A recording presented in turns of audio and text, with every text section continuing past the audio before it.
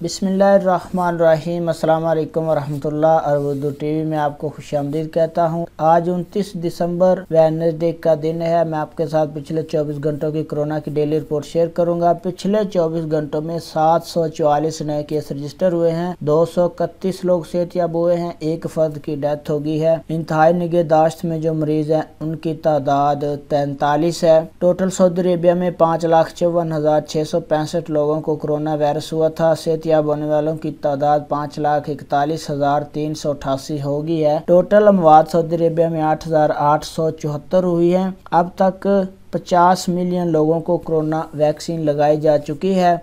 तो रोज़ाना जो पिछले हफ्ते से रोज़ाना की बुनियाद पर केसों में इजाफा हो रहा था, उसका रिज़ल्ट आज सामने आ गया है। सऊदी हुकूमत ने वज़ारत सेहत की सिफारिशात पर कल जुमेरात 7 बजे से समाजी फासला और मास्क की पाबंदी दोबारा लागू कर दी है। कल से सऊदी अरेबिया में समाजी फासले और मास्क की पाबंदी का इतलाक शुरू हो जाएगा।